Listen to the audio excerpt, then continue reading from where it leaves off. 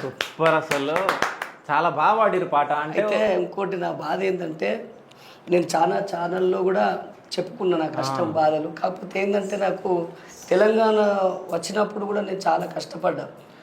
తెలంగాణ ర్యాలీలు చేసిన ఉద్యమంలో మెమోటోలు ఉన్నాయి, ప్రశంస పత్రాలు ఉన్నాయి, పేపర్కి వచ్చినవి ఉన్నాయి. ఇవన్నీ నేను పట్టుకొని హైదరాబాద్ కూడా వచ్చిన, సారథికి వచ్చిన, చాలామంది కలిసిన, రస్మాయన్న కలిసిన, చాలామంది కలిస్తే వచ్చారు. సరేపో మళ్ళీరా అని కాల్ లెటర్ లాగా వచ్చింది ఇంటికి పోస్ట్లో.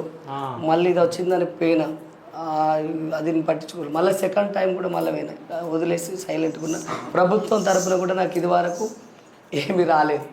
అదొక చిన్న బాధ అంతే. చాలా ఛానల్లో కూడా చెప్పినా కానీ అంత భగవంతుడి కృప.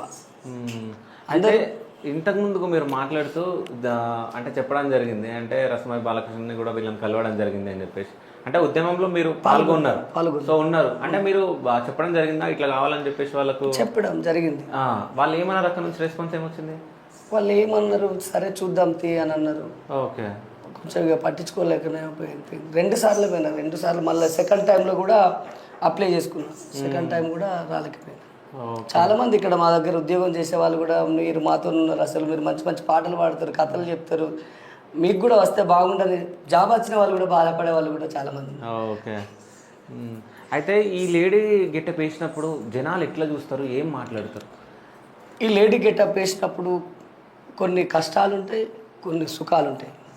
కష్టము అంటే అందరూ ఒకలాగా ఉండరు.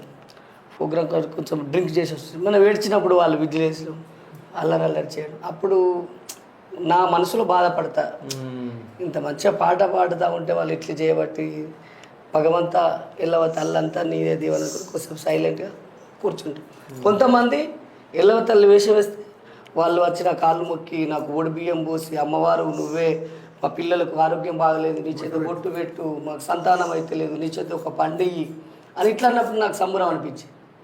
కష్టం సుఖం అన్నీ ఎల్లదీసిన ఈ వేషధారణలు. సో అంటే ఎప్పుడైనా ఏడవడం జరిగిందా మీరు? అంటే బాధపడి ఎప్పుడన్నా? బాధపడ్డా కొన్ని సమయంలో. మా నాన్న చనిపోయినప్పుడు బాగా బాధపడ్డా. ఓకే.